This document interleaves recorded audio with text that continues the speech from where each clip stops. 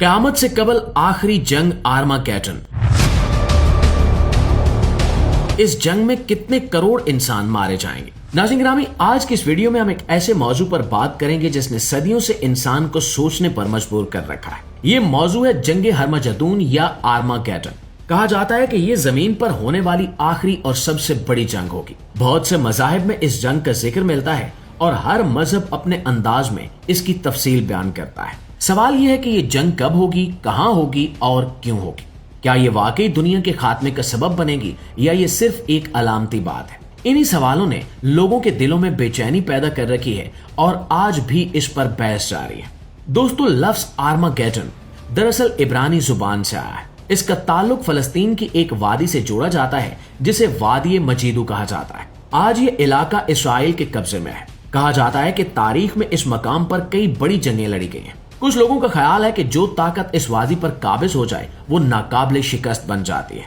इसलिए इस जगह को आखिरी जंग के मैदान के तौर पर देखा जाता है। ईसाई अकीदे के मुताबिक बाइबल की आखिरी किताब यानी किताब मुकाशफा में इस अजीम जंग का जिक्र मिलता है। इसमें बयान किया गया है कि दुनिया की बड़ी ताकतें एक मकाम पर जमा होंगी और एक फैसला कुन मार्का होगा। बाज मसीही उलमा का मानना है कि उस वक्त हजरत ईसा अलैहिस्सलाम दोबारा जाहिर होंगे और दूसरी तरफ यहूदी रिवायात में भी एक बड़ी जंग का जिक्र आता है जिसके बाद अमन कायम होगा।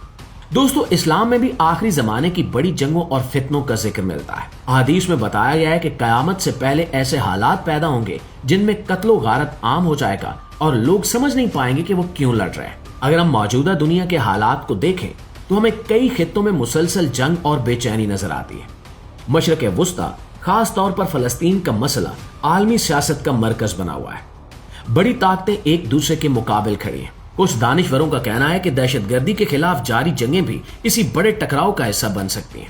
अफगानिस्तान, इराक और दीगर इलाकों में होने वाली लड़ाइयां दुनिया को एक नए दौर में ले गई। सवाल ये पैदा होता है कि क्या ये सब वाकयात किसी बड़ी जंग का पेशखेमा है या ये सिर्फ सियासी मुफादात की जंगें हैं? इस्लामी रिवायात में भी मिलता है कि एक वक्त आएगा जब कई कौमें मिलकर मुसलमानों के खिलाफ खड़ी होंगी। एक हदीस में जिक्र है कि लोग एक दूसरे पर ऐसे टूट पड़ेंगे जैसे खाने वाले प्याले पर टूट पड़ते हैं। कुछ लोग आज के हालात को इन पेशगोइयों से जोड़ते हैं, ताहम ये बात याद रखनी चाहिए कि असल इल्म सिर्फ अल्लाह के पास है। कोई भी इंसान यकीन के साथ नहीं कह सकता कि आर्मागेडन कब होगा या कहां होगा। कुछ रिवायात में बड़ी तादाद में हलाकतों का जिक्र मिलता है और ये भी कहा जाता है कि दुनिया के बड़े शहर तबाह हो सकते हैं। अहवाल क़यामत नामी किताब के मुताबिक उस जंग में दुनिया की 80% आबादी खत्म हो जाएगी। लेकिन ये सब बातें हमें डराने के लिए नहीं बल्कि खबरदार करने के लिए। असल पैगाम यह है कि इंसान जुल्म, नाइंसाफी और जंग से बचे।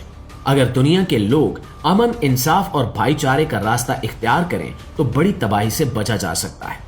दोस्तों, आखिर में यही कहा जा सकता है कि जंग हरमजदून का तस्वर हमें ये सोचने पर मजबूर करता है कि हम किस समझ जा रहे हैं। क्या हम नफरत और ताकत की सियासत को आगे बढ़ाएंगे या अमन और इंसाफ को?